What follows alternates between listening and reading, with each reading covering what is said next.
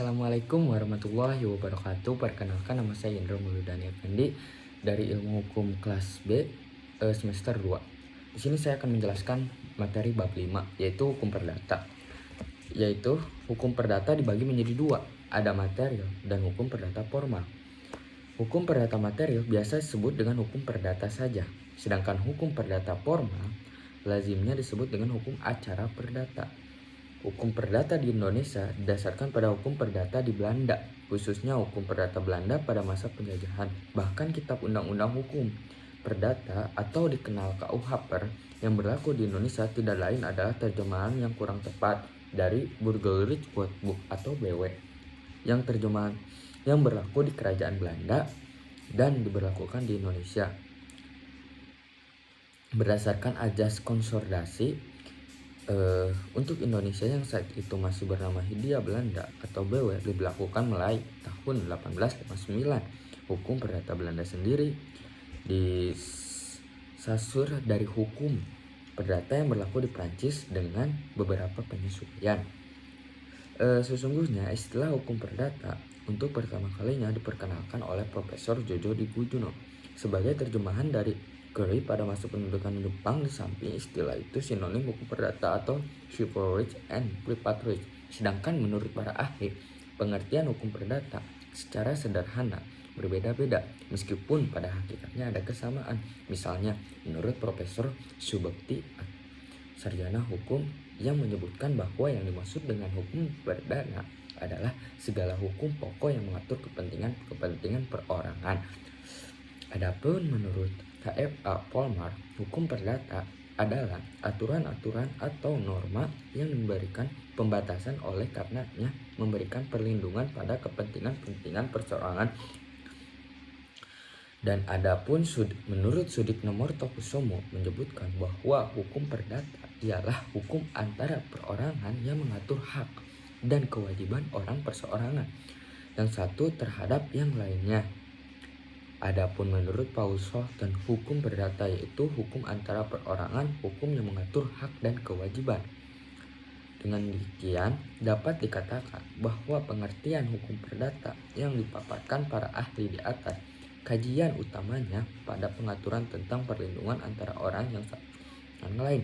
Akan tetapi di dalam ilmu hukum, subjek hukum bukan hanya orang, tapi badan hukum. Jadi untuk pengertian yang lebih sempurna yaitu kaidah-kaidah hukum baik mau tertulis maupun tidak tertulis yang mengatur hubungan antara subjek hukum satu dengan hukum yang lainnya. Dalam hubungan kekeluargaan dan di dalam pergaulan kemasyarakat. Dari ketiga definisi yang telah diutarakan oleh para ahli tersebut di atas, dapat disimpulkan bahwa perdata ialah serangkaian peraturan hukum yang mengatur hukum antara perorangan orang lain dengan menitik perhatian pada kepentingan individu dan perorangan. Meskipun hukum perdata mengatur kepentingan perorangan, namun tidak berarti semua hukum perdata tersebut secara murni mengatur kepentingan perorangan. Hal itu disebabkan karena perkembangan masyarakat yang begitu dinamis dan banyak bidang-bidang hukum perdata. Begitu juga apabila terjadi perselisihan atau persengketaan antar sesama warga masyarakat, seperti masalah warisan, perceraian, perbatasan dengan tetangga rumah, dan lain-lain. Hal ini sesuai dengan batasan hukum perdata sebagaimana disebutkan di atas. Dari uraian di atas bahwa hukum perdata adalah ketentuan yang mengatur hak-hak dan kepentingan antara individu-individu dalam masyarakat.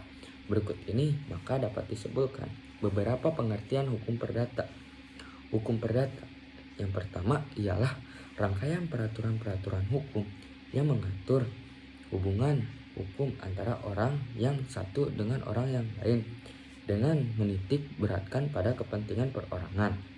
Yang kedua, hukum perdata adalah ketentuan yang mengatur dan membatasi tingkah laku manusia dalam memenuhi kepentingannya.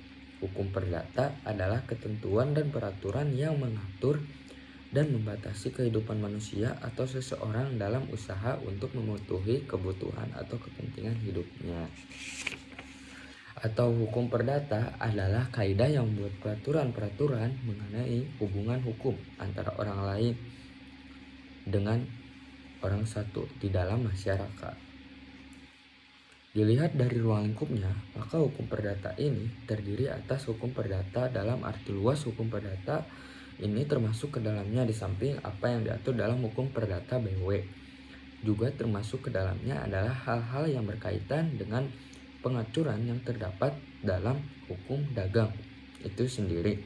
Dikatakan demikian, hal ini disebabkan keadaan yang ditimbulkan dalam perdagangan yang diatur dalam hukum dagang tidak bisa dilepaskan.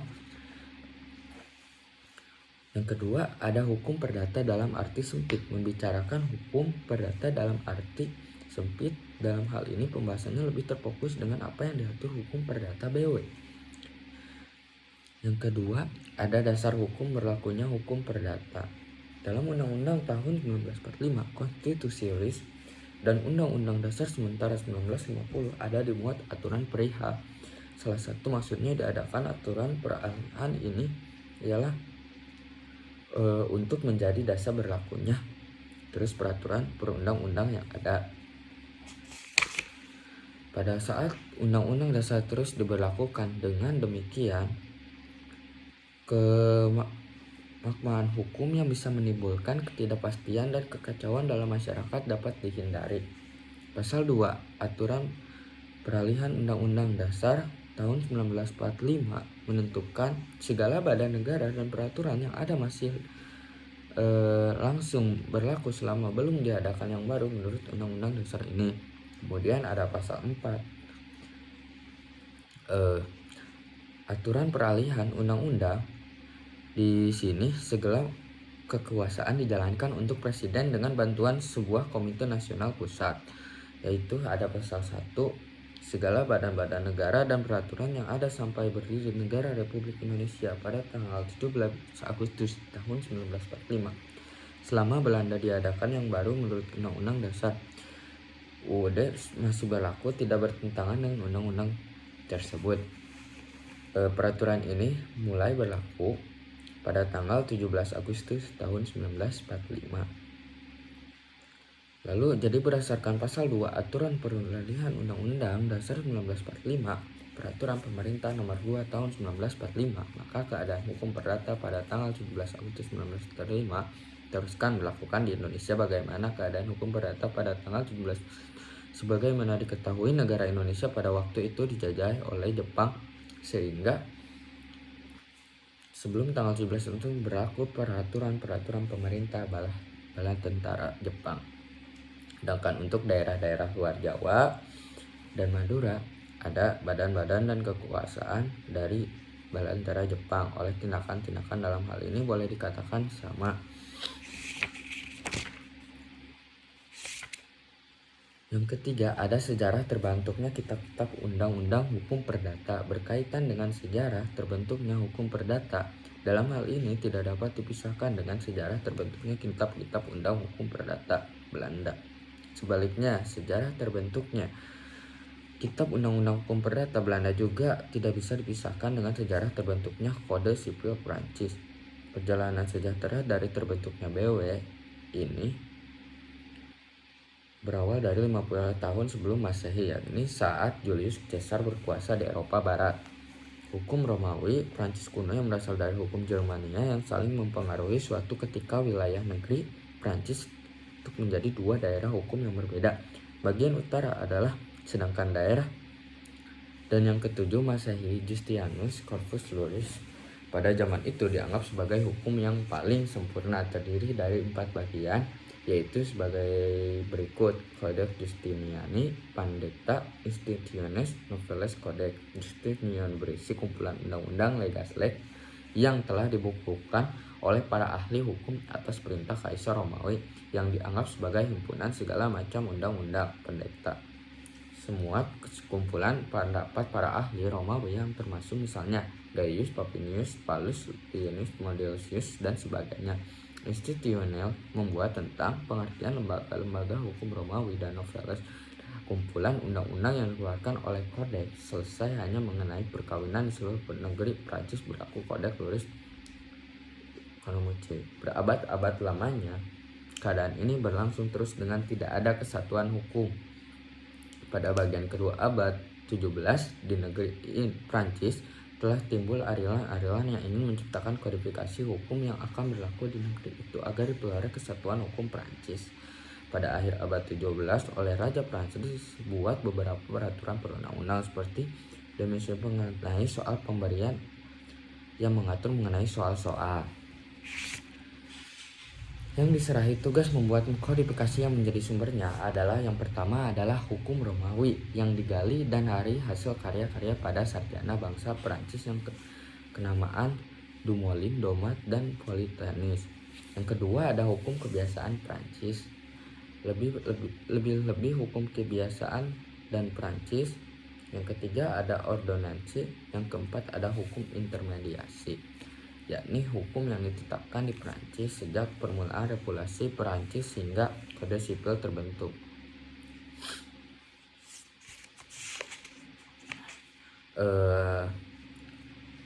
Adapun rencana peraturan yang telah dihasilkan adalah yang pertama Algemeen Bevaling Beven Nederland Inday, yang kedua ada BW, yang ketiga ada KUH Dagang, yang keempat ada RO Peraturan Susunan Pengadilan dan Pengurusan Justisi, yang keempat ada beberapa ketentuan mengenai kesejahteraan yang dilakukan dalam keadaan pilot dalam keadaan nyata tidak mampu bayar. Sebagai hasil kerja Mr. Witch dan Mr. Sultan van Oud Haarlem, maka dikeluarkan Firman Raja tanggal 16 Mei nomor 1 dan beberapa hari kemudian berangkatlah Mr. Witcher ke Hindia Belanda membawa kitab-kitab hukum yang telah diselesaikan kerjanya serta telah ditandatangani oleh Raja untuk diberlakukan Hindia Belanda. Adapun isinya diumumkan seluruh Hindia Belanda dengan STB tahun 1847 nomor 23 dalam pasal 1-nya antara lain menyatakan bahwa peraturan-peraturan hukum yang dibuat oleh Hindia Belanda yang pertama adalah ketentuan perundang-undangan, yang kedua kitab undang-undang hukum perdata, yang ketiga kitab undang-undang hukum dagang, yang keempat peraturan susunan pengadilan, penguturan justisi, beberapa ketentuan dan mengenai kejahatan yang dilakukan dalam keadaan pilot dalam keadaan nyata tidak mampu membayar.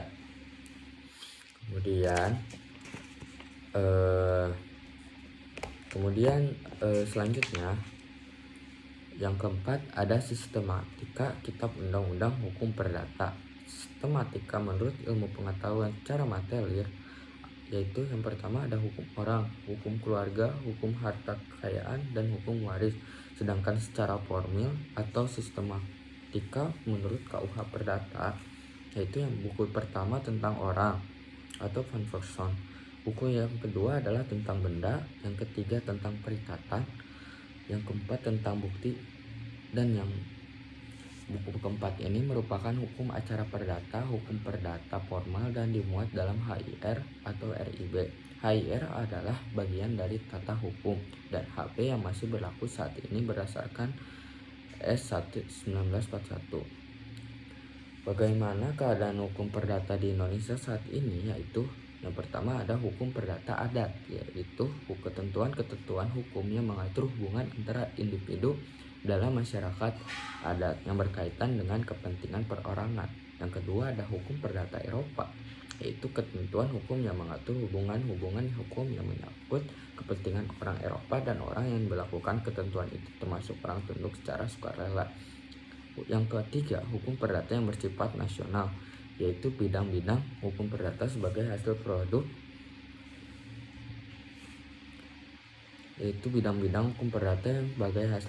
nasional, artinya ketentuan hukum yang mengatur kepentingan. Jadi sesungguhnya hukum di Indonesia merupakan campuran dari sistem hukum Eropa, hukum agama, dan hukum adat. Oleh karena itu, tidak semua tempat di tanah air hukum Belanda tersebut dapat dilakukan, bahkan dalam beberapa kesempatan memberlakukan hukum dari Belanda harus berkompromi dengan hukum Indonesia dengan pluralisme. Jadi Yang kelima, ada asas-asas dalam hukum perdata. Yang pertama adalah melindungi hak asasi manusia. Yang kedua adalah setiap orang harus mempunyai nama dan tempat kediaman hukum. Yang ketiga ada perlindungan kepada orang-orang yang tidak cakup untuk melakukan perbuatan umum. Yang keenam, ada penempatan hukum perdata material dalam KUH Perdata. Yaitu yang pertama ada hukum personal risk.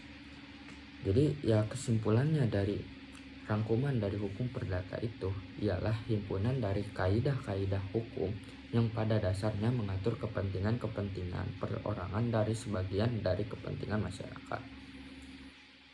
Hal-hal yang diatur dalam KUH Perdata yaitu buku ke-1 perihal orang antara lain mengatur subjek hukum atau hukum orang, perkawinan dan hak suami istri, kekayaan perkawinan, kekuasaan orang tua, perwakilan dan pengumpulan secara domisili. Yang kedua adalah buku kedua perihal benda antara lain mengatur basis legendum obstal Everest, hipotek, gadai, dan lain-lain. Yang ketiga ada buku ketiga perihal perikatan dan buku keempat perihal pembuktian. Itulah penjelasan dari saya hukum perdata. Sekian dan terima kasih. Wabillahi taufiq wal hidayah. Wassalamualaikum warahmatullahi wabarakatuh.